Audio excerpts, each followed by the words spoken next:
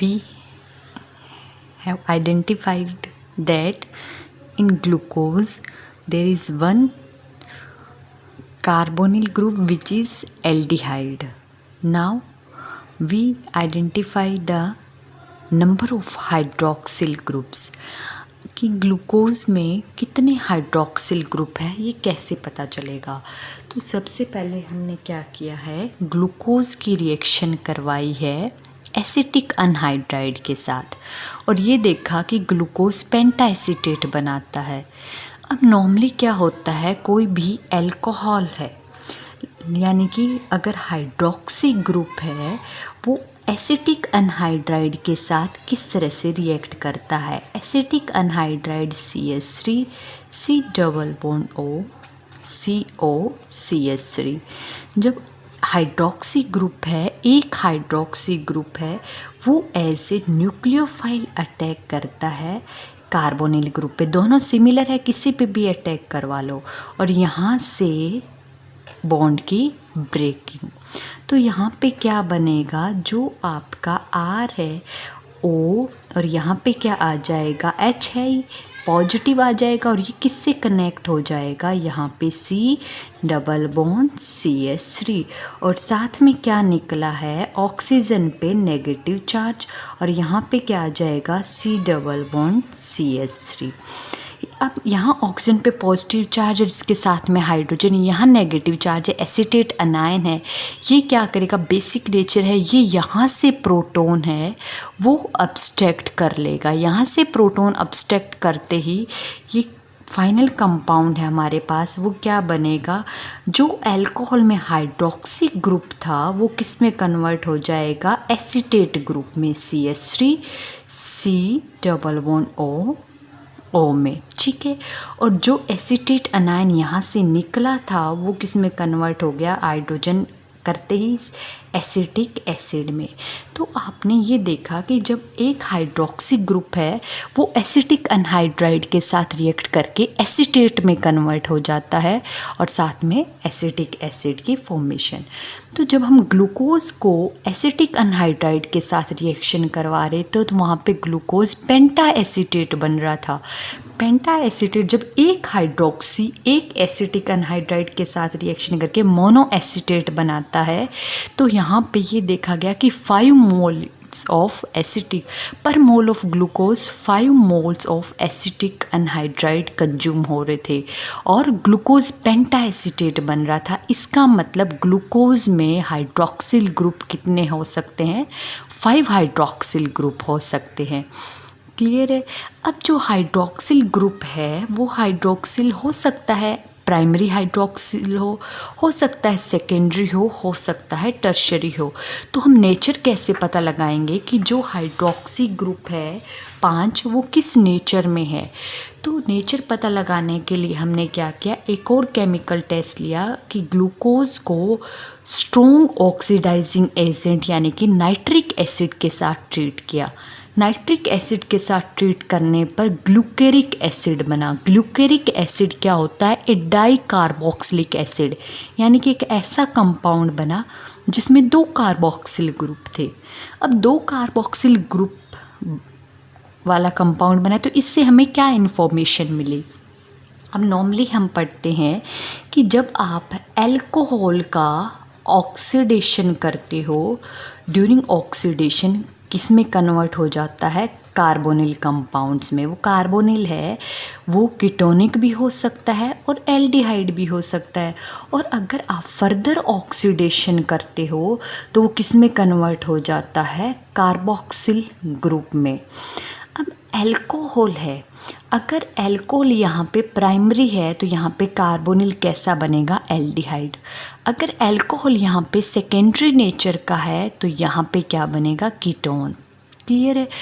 और हमें पता है कि एल्डिहाइड और कीटोन में से एल्डिहाइड है वो हाईली रिएक्टिव होता है। अगर आपकी ऑक्सीडाइजिंग एजेंट स्ट्रॉन्ग है, कीटोन है वो फर्दर कार्बोक्सिलिक एसिड में कन्वर्ट नहीं हो पाएगा, ऑक्सीडाइज नहीं हो पाएगा क्योंकि लेस रिएक्टिव है as compare to aldehyde. But अगर एल्डिहाइड है तो एल्डिहाइड फर्दर किस में कन्वर्ट हो जाएगा, कार्बोक्सिल ग्रुप में। अब हमें पता है कि यहाँ से जब हमने ग्लूकोज को strong oxidising agent nitric acid के साथ ट्रीट किया तो ग्लूकेरिक एसिड यानी कि डाइकार्बोक्सिलिक एसिड बना का कंपाउंड बना है। अब हमने पहले ही पता कर लिया कि ग्लूकोज में एक तो क्या है, एल्डिहाइड। एल्डिहाइड तो पहले ही था, तो वो एल्डिहाइड है स्ट्रॉन्ग ऑक्सीडाइजिंग एजेंट में, चाहे वीक हो चाहे स्ट्रॉन्ग हो, वो तो ऑक्सीडाइजिंग एजेंट की कंडीशन में कार्बोक्सिलिक में कन्वर्ट होगा ही होगा। तो एक तो वो एल्डिहाइड ग्रुप था ग्लूकोज में, वो किस में कन्वर्ट हो गया है, ये ग्लूकोज का aldehyde group strong oxidising agent की कंडीशन में कार्बोक्सिलिक ग्रुप। अब ये कह रहा है ग्लूकेरिक डाइकार्बोक्सिलिक एसिड ग्लूकेरिक बना है, तो इसका मतलब इसमें 2 डाइकार्बोक्सिलिक ग्रुप है। 2 डाइकार्बोक्सिलिक ग्रुप है तो स्ट्रक्चर ग्लूकेरिक एसिड का क्या बच गया, बीच में C4H8O4, ये रहेगी ग्लूकेरिक एसिड की स्ट्रक्चर। और यहाँ पे अब हमें नेचर पता करनी है कि एक जो डाइकार्बोक्सिलिक एसिड है वो तो इससे आ गया एल्डिहाइड से, दूसरा डाइकार्बोक्सिलिक एसिड कब आ सकता है, क्योंकि अभी हमने पता किया कि 5 हाइड्रोक्सिल ग्रुप है और हमें पता है स्ट्रॉन्ग ऑक्सीडाइजिंग कार्बोक्सिलिक एसिड किससे बनेगा, एल्डिहाइड से। और एल्डिहाइड किससे बनेगा, अगर यहाँ पे एल्कोहल है वो कैसा नेचर का हो, प्राइमरी नेचर का हो। ठीक है, अब प्राइमरी नेचर का अल्कोहल कब होगा, यानी कि जिस कार्बन के साथ जो हाइड्रोक्सी जुड़ा हुआ है उस कार्बन की नेचर है वो प्राइमरी होनी चाहिए। प्राइमरी यानी कि उस कार्बन पे 2 हाइड्रोजन होना चाहिए कम से कम, और ये क्या है, कोई भी अदर अल्काइल ग्रुप। तो इस नेचर का अगर होगा तो क्या होगा, यानी कि कंफर्म हो गया, एक ग्रुप है वो क्या है आपका CH2OH और एक क्या है CHO यानी कि एल्डिहाइड। अब बचा है वो क्या है C4H8O4 ग्लूकोज। क्लियर है, तो यहाँ से अब हमें पता चल गया कि जो 5 हाइड्रोक्सी थे, 5 हाइड्रोक्सी में सिर्फ एक ही हाइड्रोक्सी है वो प्राइमरी नेचर का है CH2OH, बाकी है वो क्या है सेकेंडरी नेचर के है। सेकेंडरी नेचर के यानी कि जिस कार्बन के साथ हाइड्रोक्सी जुड़ा हुआ है उस कार्बन के पास एक ही हाइड्रोजन है, बाकी दोनों साइड वो कार्बन किससे जुड़ा हुआ है, किसी साइड चेन या अदर अल्काइल ग्रुप से, यानी कि अदर देन हाइड्रोजन कोई एटम हो उससे कनेक्टेड है। क्लियर है। अब नेक्स्ट एक टेस्ट और है जो हमारा कंप्लीट कंफर्मेशन देता है कि ग्लूकोज के अंदर एक जो है वो एल्डिहाइड ग्रुप है और 5 हाइड्रोक्सी ग्रुप है। तो दोनों फंक्शनल ग्रुप की कंफर्मेशन के लिए हमने क्या किया है, ग्लूकोज का रिडक्शन किया है in presence of sodium amalgam. जब सोडियम अमेलगम की प्रेजेंस में रिडक्शन करते हैं तो वहाँ पे बनता है सॉर्बिटॉल। सॉर्बिटॉल क्या होता है, एक पॉलीहाइड्रोक्सी कंपाउंड होता है, पॉलीहाइड्रिक अल्कोहल होता है, यानी कि जो आपने अल्कोहल में पढ़ा था। ठीक है, और जब हम उस सॉर्बिटॉल की एसिटिक अनहाइड्राइड के साथ रिएक्शन कर रहे थे तो एसिटिक अनहाइड्राइड के साथ रिएक्शन से वहाँ बन रहा था सॉर्बिटॉल हेक्सा एसीटेट। अब हेक्सा एसीटेट बन रहा था, इसका मतलब सॉर्बिटॉल में कितने हैं, 6 हाइड्रोक्सी ग्रुप है। सॉर्बिटॉल में 6 हाइड्रोक्सी ग्रुप कब आए, जब आपने ग्लूकोज सॉर्बिटॉल कब करना, जब ग्लूकोज की रिडक्शन की। ठीक है, इसका मतलब ये हुआ कि सॉर्बिटल में 6 हाइड्रोक्सी आ रहे हैं, तो कंफर्म हो गया कि ग्लूकोज के अंदर 5 तो हाइड्रोक्सी है जो यहाँ पे भी आ रहे हैं 5, और एक सॉर्बिटल में जो हाइड्रोक्सी आ रहा है वो ग्लूकोज का जो एल्डिहाइड ग्रुप है वो क्या हो रहा है, रिड्यूस हो रहा है किसके अंदर, अल्कोहल के अंदर। जैसे आपने अल्कोहल से कार्बोनिल ग्रुप, कार्बोनिल से कार्बोक्सिलिक, इसी तरह रिवर्स भी चलता है। जब आप कार्बोनिल ग्रुप की रिडक्शन करते हो तो वहाँ पे क्या बनता है, अल्कोहल, एंड अल्कोहल की ऑक्सीडेशन से क्या बनता है, कार्बोनिल ग्रुप। तो यहाँ से ये कंफर्म हो गया कि जब ग्लूकोज की हम रिडक्शन कर रहे थे तो सॉर्बिटॉल, और सॉर्बिटॉल को जब हम एसिटिक अनहाइड्राइड के साथ रिएक्ट करवा रहे थे तो सॉर्बिटॉल हेक्सा एसीटेट बना। इसका मतलब सॉर्बिटॉल के पास 6 हाइड्रोक्सी ग्रुप है, और वो 6 हाइड्रोक्सी ग्रुप है वो कैसे है कि ग्लूकोज के 5 हाइड्रोक्सी ग्रुप वो, और जो ग्लूकोज में एक एल्डिहाइडिक ग्रुप है वो क्या हो गया है, रिड्यूसिंग एजेंट की कंडीशन में रिड्यूस होके हाइड्रोक्सी ग्रुप में कन्वर्ट हो गया है। क्लियर है। तो अब यहाँ हमारा कंफर्म हो गया है कि ग्लूकोज के अंदर 5 तो हाइड्रोक्सी ग्रुप है और एक क्या है, कार्बोनिल ग्रुप जो एल्डिहाइड ग्रुप है। अब हमें ये देखना है कि बाकी की चेन, यानी कि आपको हाइड्रोक्सी में ये भी पता चल गया कि एक एंड पे आपका CHO ग्रुप है, एक एंड पे आपका प्राइमरी तभी पॉसिबल है जब ये ग्रुप बिल्कुल एंड में होगा, टर्मिनल पोजीशन पे। अब हमें इस स्ट्रक्चर का पता लगाना है डिटेल में कि यहाँ पे क्या है। तो अब इस केस में हमें ये देखना है कि फर्दर ग्लूकोज की स्ट्रक्चर है वो चेन है, रिंग है, या कैसे है। तो presence of straight chain of carbon atom, जब ग्लूकोज को हमने hydroiodic acid, concentrated hydroiodic acid in presence of red phosphorus की प्रेजेंस में हीट किया, स्ट्रॉन्गली हीट एट 373 केल्विन, तो वहाँ पे हेक्सेन बन रहा था और 2 आयोडोहेक्सेन। हेक्सेन बन रहा है, हेक्सेन क्या है, लॉन्ग स्ट्रेट चेन।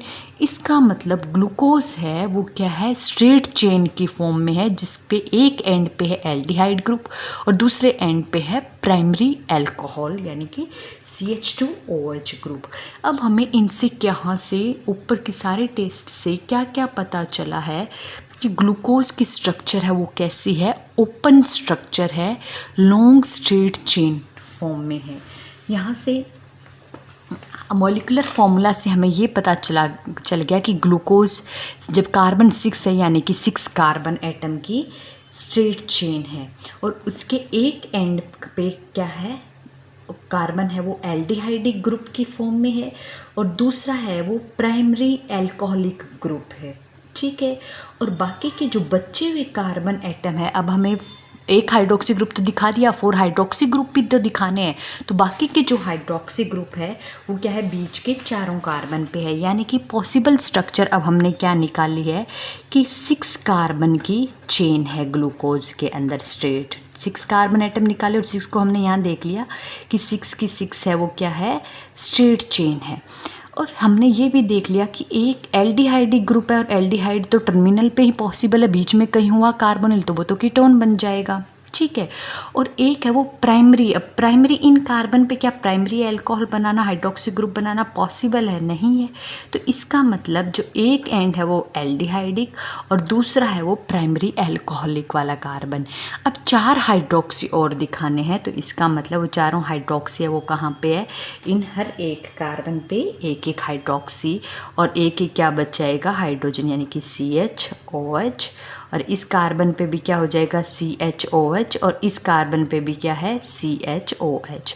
तो पूरी 6 कार्बन एटम की चेन हो गई, जैसे कि CH2OH और CHOH, second CHOH, CHOH and CHOH and CHO sorry. तो ये आपकी 6 कार्बन एटम की लॉन्ग चेन होगी ग्लूकोज की अब तक की स्ट्रक्चर इलूसिडेशन से। क्लियर है। अब हमें फर्दर इस स्ट्रक्चर को कंफर्म करना है कि कन्फर्मेशन हमने सारी चीज़ें निकाल ली। अल्कोहल 5 हाइड्रोक्सी ग्रुप है, 4 प्राइमरी है, 4 सेकेंडरी है, एक प्राइमरी है, एल्डिहाइड है, एल्डिहाइड एंड पे है, दूसरे एंड पे प्राइमरी अल्कोहलिक है, लॉन्ग स्ट्रेट चेन है। अब इस पूरी स्ट्रक्चर की हमें कन्फर्मेशन करना है, और हम कन्फर्मेशन कैसे करेंगे कन्फर्मेशन करने के लिए हम ग्लूकोज को पर आयोडिक एसिड के साथ ट्रीट करवाएंगे।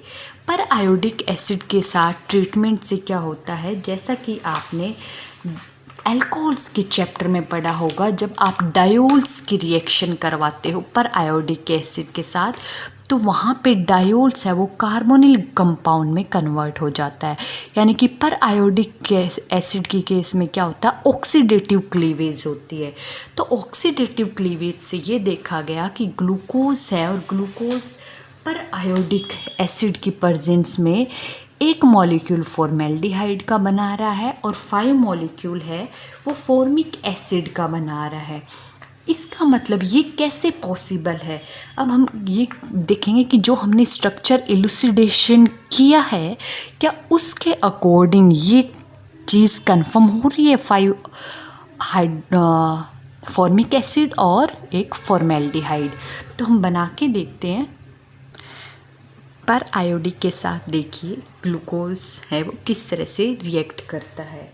तो इस केस में सबसे पहले क्या होता है, यहाँ पे जो आपका ग्लूकोज है पर मॉलिक्यूल, फर्स्ट मॉलिक्यूल ऑफ पर आयोडिक एसिड का जब फर्स्ट मॉलिक्यूल है वो अगर यूज़ होता है यहाँ पे, तो ऑक्सीडेटिव क्लीवेज होती है। ऑक्सीडेटिव क्लीवेज में सबसे पहले ये बॉन्ड ऑक्सीडेटिवली क्लीव होता है। ऑक्सीडेटिवली क्लीवेज क्यों होते हैं, कार्बन कार्बन के बीच में डायोल्स ऑफ बॉन्ड की ब्रेकिंग और साथ में कार्बोनिल ग्रुप का ऑक्सीडेशन।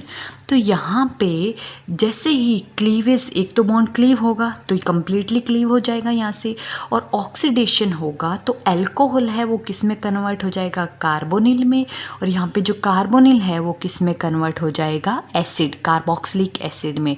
तो जैसे ही फर्स्ट मॉलिक्यूल यूज़ हुआ तो यहाँ से ब्रेक होके फॉर्मिक एसिड, कार्बोनिल। अब जैसे दूसरा मॉलिक्यूल रिएजेंट में पर आयोडिक एसिड तो है ही आपका, तो जब तक रिएक्शन होती रहेगी जब तक ऑक्सीडेटिव क्लीवेज की पॉसिबिलिटी है, यानी कि जब तक आपके रिएक्शन मिक्सचर में डायोल्स प्रेजेंट है।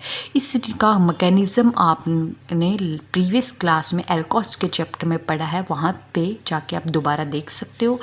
तो अब इस केस में अगर जब सेकंड मॉलिक्यूल यूज़ होता है तो सेकंड में अब ये तो रिएक्ट करेगा नहीं, क्योंकि इसका फर्दर ऑक्सीडेशन क्या होगा, ये तो हो चुका, साइड प्रोडक्ट निकल गया।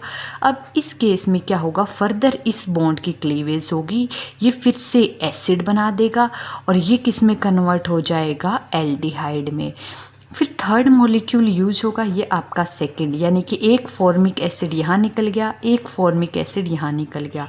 फिर थर्ड मॉलिक्यूल यूज़ करेगा, अभी भी ऑक्सीडेटिव क्लीवेज की पॉसिबिलिटी है, ये किस में कन्वर्ट हो जाएगा, फॉर्मिक एसिड, और यहाँ पे ये एल्डिहाइड। Third 3 molecule. अब फोर्थ फिर से रिएजेंट यूज़ होगा तो अभी भी ऑक्सीडेटिव क्लीवेज की पॉसिबिलिटी है, यहाँ पे ये किस में कन्वर्ट हो जाएगा, फॉर्मिक एसिड, और साथ में ये। अब फिर से अभी भी ऑक्सीडेटिव क्लीवेज, क्योंकि डायोल्स है तो यहाँ पे क्या होगा, इस बॉन्ड की ब्रेकेज और यहाँ से फिर फॉर्मिक एसिड और फॉर्मेल्डिहाइड। तो आपने ये देखा कि ऑक्सीडेटिव क्लीवेज से first, second, third, fourth, fifth 5 formic acid और 1 फॉर्मेल्डिहाइड। और ऐसा तभी पॉसिबल है जब आपकी स्टार्टिंग ये स्ट्रक्चर पॉसिबल है। तो जब ये चीज़ निकल रही थी तो यहाँ से 5 मॉलिक्यूल ऑफ फॉर्मिक एसिड और 1 मॉलिक्यूल ऑफ फॉर्मेल्डिहाइड है। अगर हम बैक चलें तो तभी पॉसिबल है जब इनिशियल स्ट्रक्चर है वो क्या हो, इस टाइप की हो। तो ये एक कन्फर्मेशन टेस्ट है जहाँ पर आयोडिक एसिड की प्रेजेंस में करते हैं या पर आयोडिक एसिड के साथ ग्लूकोज की ट्रीटमेंट करवा के करते हैं। और ये ऑक्सीडेटिव क्लीवेज टेस्ट जो है ये स्ट्रक्चर इलुसिडेशन के लिए किया जाता है। वहाँ पे भी मैंने आपको एप्लीकेशन पार्ट किया था तब इस टेस्ट का, वहाँ पे भी बताया था कि स्ट्रक्चर इलुसिडेशन में इसका यूज़ होता है। अब नेक्स्ट है, तक हमने कार्बोनिल ग्रुप का पता कर लिया है, हाइड्रोक्सिल ग्रुप का पता कर लिया है, किस नेचर के हैं, 5 है, लॉन्ग कार्बन चेन है। अब हमारा नेक्स्ट एंड फाइनल समअप क्या है कि जैसा कि हमने मोनोसेकेराइड्स में पढ़ा था कि स्टीरियो सेंटर नंबर, कितने number of dissimilar stereo centre है उसी के बेस पे हम नंबर ऑफ स्टीरियो आइसोमर्स निकाल रहे थे। और क्या फॉर्मूला था, 2 की पावर n, वेयर n इस क्या था, number of dissimilar chiral centre. अब ग्लूकोज के केस में कितने होते हैं? ग्लूकोज के केस में कायरल कार्बन है वो कितने हैं? 4 है। तो 4 कार्बन है तो पॉसिबल 2 की पावर 4 यानी कितना हो जाएगा? 16 पॉसिबल स्टीरियो आइसोमर्स है। कौन से फॉर्मूले के? C6H12O6 के। और total 16 possible isomer stereo isomer है, यानी कि हम बोल सकते हैं 8 पेयर है एनांटियोमर्स के। पेयर कितने होंगे? 8 और टोटल आइसोमर्स कितने होंगे? 16। तो वो सारे क्या है? हो सकता है वो allose, altrose, glucose, mannose, glucose, idose, galactose, talose, ये सब हम नेक्स्ट में डिस्कस करेंगे। तो इन 16 आइसोमर्स जो ये फॉर्मूला है, इस फॉर्मूले के जो 16 पॉसिबल आइसोमर्स है, उन 16 पॉसिबल आइसोमर्स में जो ग्लूकोज है कौन सा? Dextrorotatory. क्योंकि अब तक हमने फिजिकल एंड केमिकल प्रॉपर्टी से ये पता लगाया है कि ग्लूकोज है वो डेक्स्ट्रो रोटेटरी है। तो इसकी पॉसिबल स्ट्रक्चर है वो इन 16 में से कोई एक है।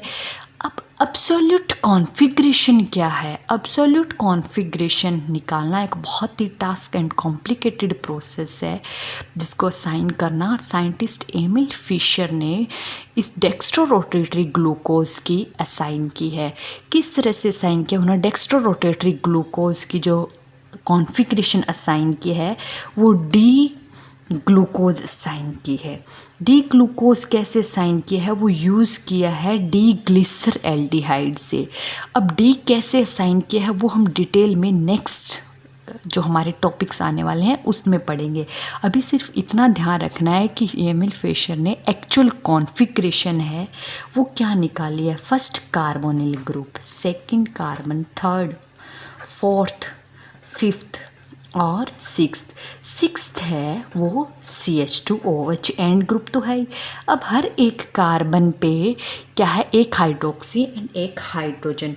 बट वो एक्चुअल में है किस तरह से? ये फिक्स है कि ये वाला हाइड्रोक्सी हमेशा राइट साइड होगा, ये लेफ़्ट, ये राइट साइड, ये लेफ़्ट, एंड फिर अल्टरनेट लेफ़्ट राइट, यानी कि ये अब्सोल्यूट कॉन्फ़िगरेशन है किसकी? ग्लूकोज की, जिसे हमने असाइन किया है डी ग्लूकोज। अब इसको डी क्यों असाइन किया है या फिर ये हमने अब्सोल्यूट कॉन्फ़िगरेशन क्यों असाइन किया है वो हम नेक्स्ट में डिस्कस करेंगे।